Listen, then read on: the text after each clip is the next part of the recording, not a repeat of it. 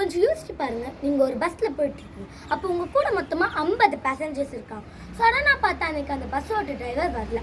அப்போ உங்கள் முன்னாடி 10 பேர் வந்துட்டு நானெல்லாம் பஸ் ஓட்டுவேன்னு சொல்கிறாங்க. அப்போ உங்களுக்கு ஒரு வாய்ப்பு கிடைக்கிது. உங்களுக்கு பிடிச்ச டிரைவரை நீங்களே சூஸ் பண்ணலாம். அப்போ நீங்கள் யாரை சூஸ் பண்ணுவீங்க? ரேண்டமாக யாராச்சும் ஒருத்தர் சூஸ் பண்ணுவீங்களா? இல்லை அழகாக இருக்கிறவங்கள சூஸ் பண்ணுவீங்களா? இல்லை வயசானவங்கள சூஸ் பண்ணுவீங்களா? இல்லை, இவங்க யாரையுமே நீங்கள் சூஸ் பண்ண மாட்டீங்க. பொறுமையாக நிதானமாக யோசிச்சு நம்மளையா சேஃபாக கொண்டு போய் நம்ம போக வேண்டிய இடத்துல சேர்க்குறாங்களோ அவங்கள தான் நீங்கள் சூஸ் பண்ணுவீங்க. இப்படி ஒரு தப்பான டிரைவர் அந்த மொத்த பஸ் ஆபத்து கொண்டு போய் தள்ளுறாரோ, அதே மாதிரி ஒரு தப்பான தலைவர் நம்ம மொத்த நாட்டை ஆபத்து கொண்டு போய் தள்ள வாய்ப்பு இருக்குது.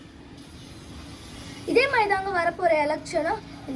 இந்த பஸ்ஸில் 50 பேருக்கு பதிலாக 5.67 கோடி பேர் உட்காந்துட்டு இருக்காங்க. அதில் 2.7 கோடி ஆண்கள், 2.8 கோடி பெண்கள். நம்மளோட டிரைவரை சூஸ் பண்ண போகிறோன்னா ஏப்ரல் 23, 2020 நம்ம சூஸ் பண்ணுற நம்மளோட டிரைவர் தான், இல்லை நம்மளோட தலைவர் தான் நம்ம எல்லாரையும் வழிநடத்தி நம்மளோட டெஸ்டினேஷனுக்கு கொண்டு போய் செட் பண்ணணும். இதுதான் அடுத்த 5 வருஷத்துக்கு நம்மளோட எக்கனாமிக், ஜாப், எஜுகேஷன் இது எல்லாத்தையும் டிசைட் பண்ண போகுது. All decided by the people we select. ஒரு சின்ன ஆக்ஷன் தான், பட்டணம் தவிர 5 செகண்ட் ஆகும். ஆனால் அதோட இம்பாக்ட் அடுத்த 5 வருஷத்துக்கு இருக்கும். யார் வந்தால் எனக்கு என்னெல்லாம் இருக்காதிங்க, அதே மாதிரி அந்த பஸ்ஸுக்கும் சொல்லுவீங்களா? இங்கே ஒவ்வொரு ஓட்டம் முக்கியம். ஏன்னா ஒரு ஓட்டில் சொல்லிட்டவங்களா இருக்காங்க. நான் யாருக்கும் சப்போர்ட் பண்ணலாம் பேச வரலாங்க. ஏன்னா நம்ம நாட்டு தலைவர் நம்ம சூஸ் பண்ணுறது ரொம்ப முக்கியம். ஸோ எல்லோரும் மறக்காமல் ஓட்டு போட்டுருங்க. பாய் பாய், ஜெய் ஹிந்த்.